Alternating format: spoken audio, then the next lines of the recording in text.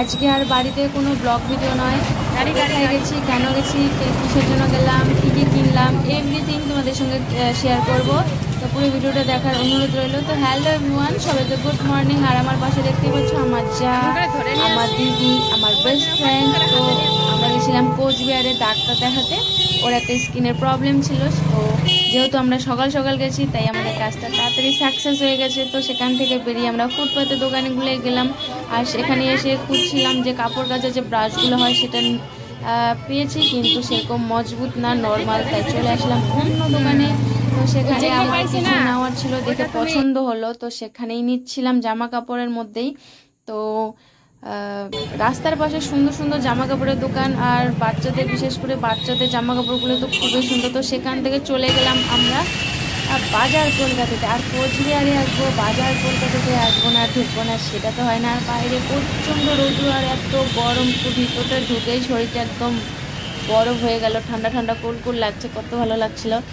কুর্তিগুলো দেখবা। তো আমরা দেখছিলাম যে পুজোর কেনাকাটা মানে মার্কেট হয়েছে কিনা, সুন্দর ড্রেস জামা কাপড় এনেছে কিনা সেটা দেখার জন্যই ঢুকেছি। কিন্তু ঢুকেই তো আমাদের শুরু হয়ে গেল কোনটা পছন্দ, কোনটা নিব কি নিব না। তো দেখতে থাকো কি কি কিনলাম, সবই দেখাবো তোমাদেরকে।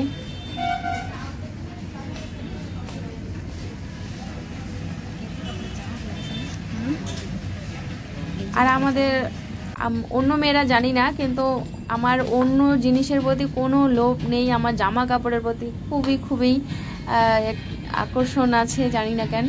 তো ট্রেন্ডিংয়ে একটা জামা বেরোয়েছে, সেই জামাটাও পেয়েছি, কিন্তু এক কালারের পাইনি, সেটা হচ্ছে প্রিন্টের মধ্যে অনেক ছাপা ছাপা। তো এই যে জামাটা তোমাদেরকে দেখাচ্ছি, ড্রেসটা। তো ভাবছিলাম যে সামনে তো পুজোয়, আগে একটা কিনে রাখি যদি পরতে পারি পুজোর মধ্যে।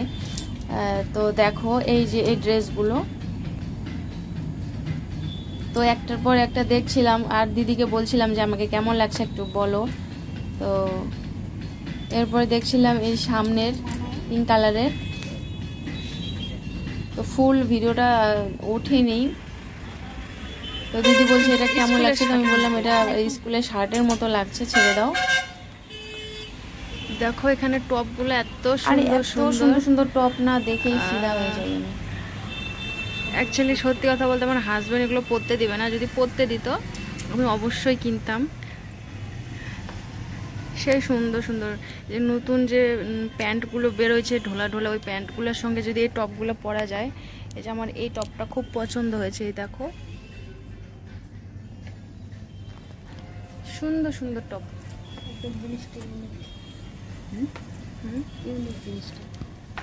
দেখো টপটা এত সুন্দর। হ্যাঁ অবশ্যই নিয়ে নাও, নাইলে নিয়ে নাও। তো আমাদের দুজনের পছন্দ হয়েছে এই টপ দুটো, ও একটা আমি একটা পরে দেখলাম রুমে এসে। দেখো দুজনে কি ঢংটা করছি। তো আমরা নিয়েছি এই দুটো টপ, তো কেমন লাগছে কমেন্ট করে জানাবে। দেখো আমার এই যে এই টপটা কোথায় গেল, এই টপটা এত পছন্দ হয়েছে, বাড়ি থেকে তো পরতেই দিবে না, এর জন্য নিতে পারলাম না।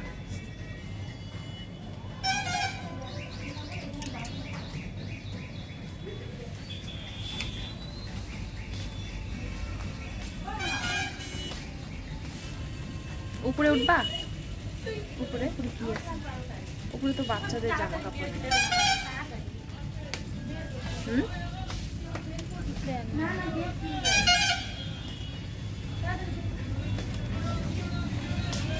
এই প্যান্টগুলো না গো, এখানে কোথায় প্যান্ট পাবো, কি করবো এখন। তো আমাদের কেনাকাটা হয়ে গেছে, সেখান থেকে আর কোনো ভিডিও করিনি। চলে আসলাম হোটেলে, কারণ বাড়িতে আমি ভাত না খেয়ে গেছি, প্রচণ্ড আমার খিদে পেয়েছে। তো দিদি বললো চলো খেয়ে আসি, তো ভাত খাওয়ার জন্য বসে আছি। তো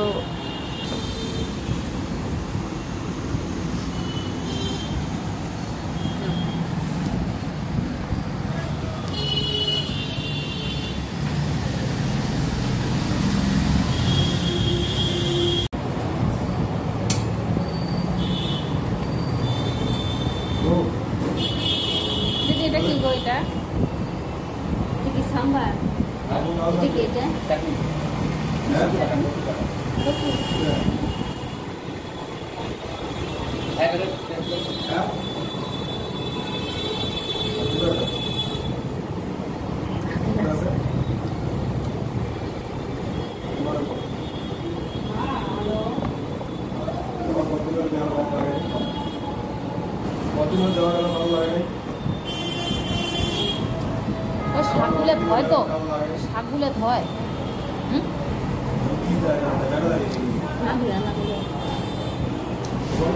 মনটা তো চাইতেছে, হয় না, না ধয়।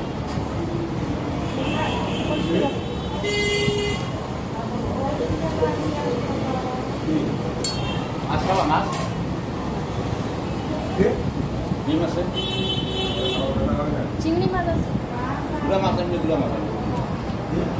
বাটা মাছ, বাটা মাছ খাই না।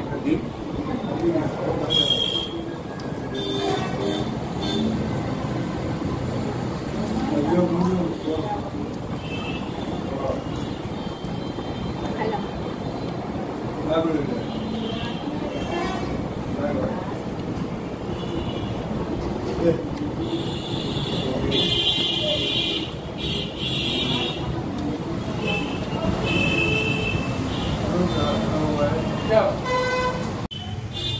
তো একবারে খাওয়া দাওয়া করে হাঁটতে হাঁটতে চলে এসেছি কোচবিহারের রাজবাড়ি। তো দিদি ওখানে কাটছে টিকিট আর আমি এদিক থেকে ভিডিও করছি।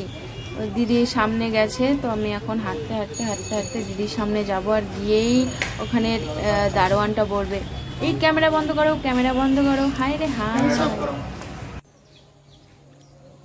ধরো প্যাকেটটা। বলো তো এটা কি? তেঁতুল। আমরা রাজবাড়িতে এসে এক কোনায় এসে বসে এই যে তেঁতুল খাচ্ছি লবণ দিয়ে।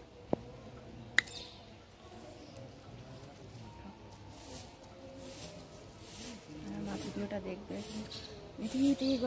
তেঁতুলি কেন খাচ্ছি, জ্বর আসবে গিয়ে না খাস না খাস।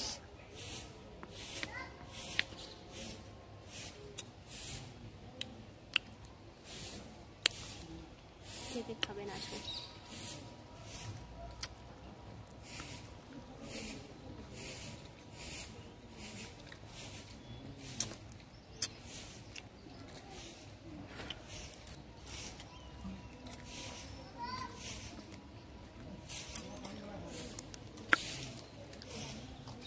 কত যে নিব্বা নিব্বি যাইতেছে, খালি ওদের গুলাই দেখতেছি। কত ফুচকি ফুচকি পাকা হয়ে গেছে, ওই দেখো।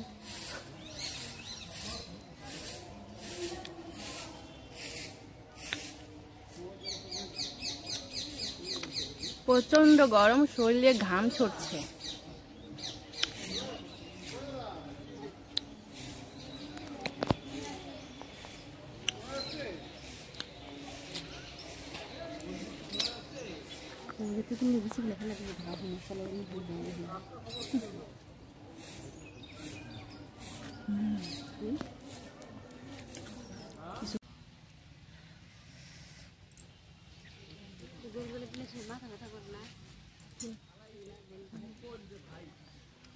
এটা তো আমারে দেওয়া একটু তাহলে, বেশিক্ষণ রাখলে মাথা ব্যথা করে।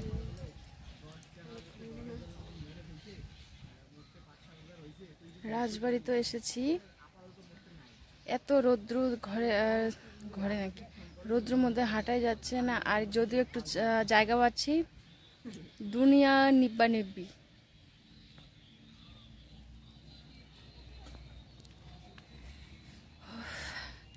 মুখ চোখের কি অবস্থা হয়ে গেছে, মনে হয় খেতে কাম করে চলে আসছি।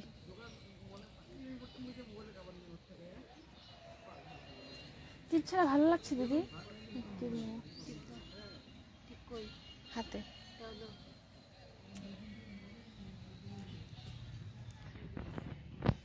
উঠে যাই রাজা জি বলো মুঝকে। রৌদ্রের জন্য কোথাও গিয়ে শান্তি নেই। তো এদিকে আমি কয়েকটা নিচ্ছিলাম রিলস ভিডিও, দিদি আমাকে করে দিচ্ছিল। তো ভিডিও করার পর আমি কিন্তু প্রচণ্ড ঘেমে গেছি, শরীর দিয়ে মানে পচা গন্ধ বেরিয়ে গেছে বাড়িতে।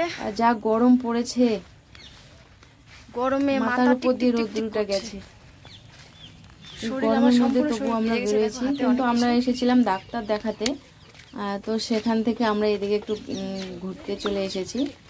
আর মাঝে মাঝে ঘুরতেও হয়, শুধু রোজগার করলেই হয় না, বাড়িতে বসে থাকলে মানে কত লোক দেখি শুধু টাকার পিছনে ছোটে।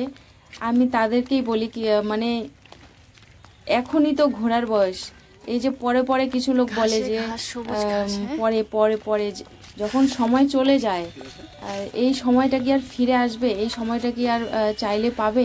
এই সময় থাকতে সব কিছু করতে হয়, সময় গেলে সাধন হয় না। এই জিনিসগুলো অনেক লোক বোঝে না, শুধু টাকার পিছনে ছুটলে হয় না। তা হয়তো এখন অনেক লোকে বলবে যে আমি জ্ঞান দিচ্ছি, হ্যান দিচ্ছি। তো আমরা চলে যাচ্ছি বাড়ির দিকে রওনা। তো দিদি পিছন থেকে ও ফটো করছিল, তাই পিছনে পড়ে গেছে। আর গরমে থাকাই যাচ্ছিল না, ভাবছিলাম কতক্ষণে বাড়ি চলে যাব। তো বের হয়ে চলে এসেছিলাম ফুচকার দোকানে, দেখে আর লোভ সামলাতে পারলাম না। আর ফুচকা খাচ্ছিলাম, তেঁতুল খাওয়ার পরে যে দাঁতগুলো টক হয়েছে, ফুচকাটা কামড়াতেই পারছিলাম না, এত প্রবলেম হচ্ছিল।